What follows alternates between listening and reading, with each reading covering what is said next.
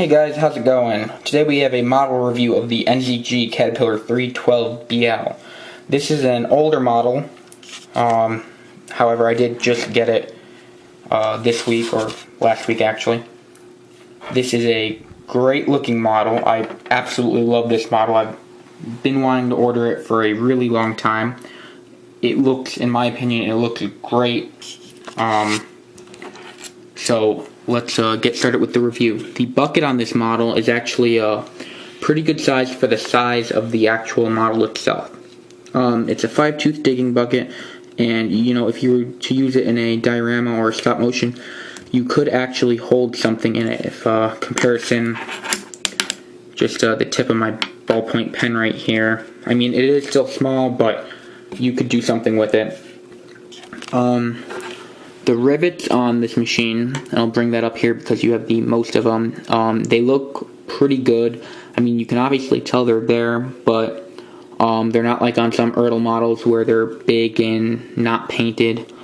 Some of these ones have paint on them. They look really nice. Coming up, you have the Caterpillar logo. And that's pretty much it for the boom. This model's pretty simple, pretty smooth.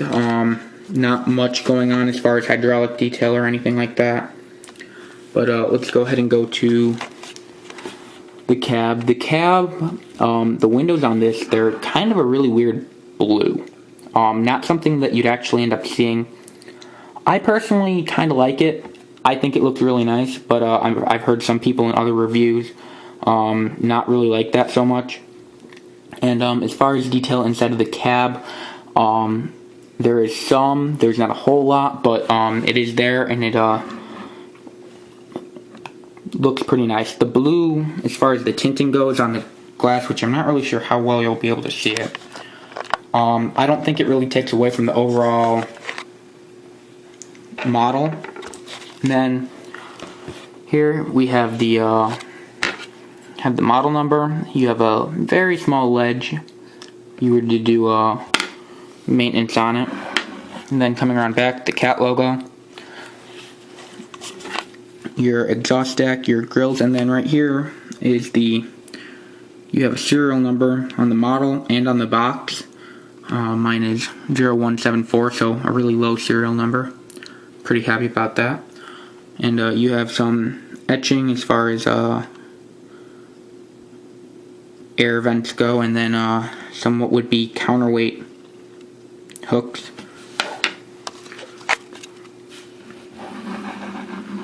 Coming around,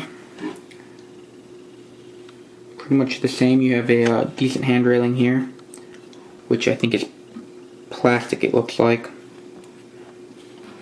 And then up front here you have the push blade, backhoe blade, whatever you call it. And I'm going to sit you down here for 1 second so I can show you the blade. This is as far down as it'll go. It'll just go down to level with the surface. But it does come up just a little bit. A very little bit, as you can see right here. And it does have two very small cylinders, like you can see right there.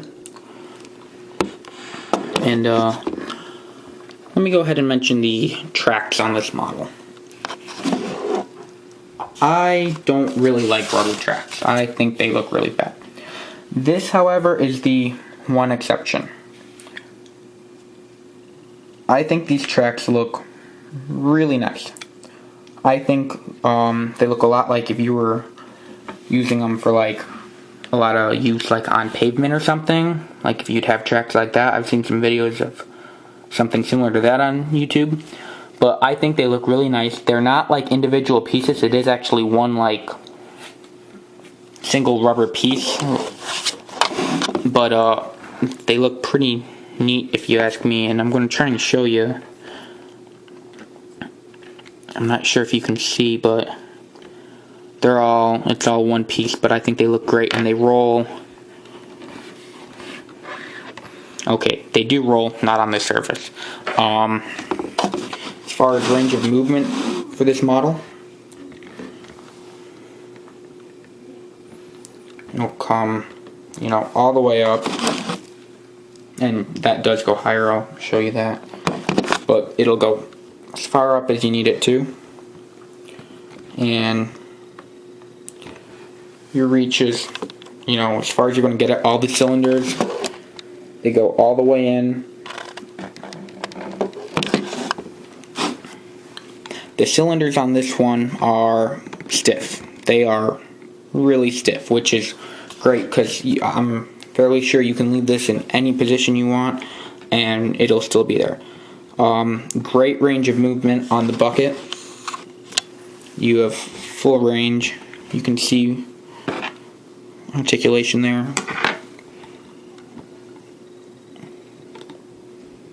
And all the way out.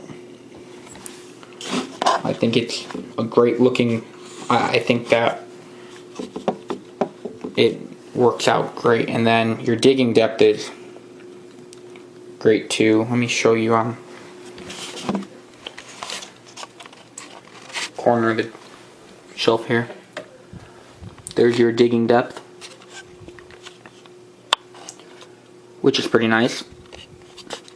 I think on a real machine you'd be able to get a little bit farther, a little bit deeper, but this is still a great model. I mean, that's more than you'll ever really need for stop motion or diorama or something. Then let me just go back to the undercarriage real fast.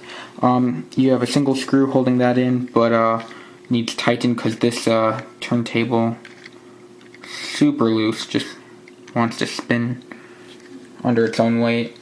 And if you're going to be able to see it, which I don't know if you will, oh yeah, you'll be able to see that. It's just NZG, the model number 150 scale, made in Germany, and the casting date or the release date, which is 1997.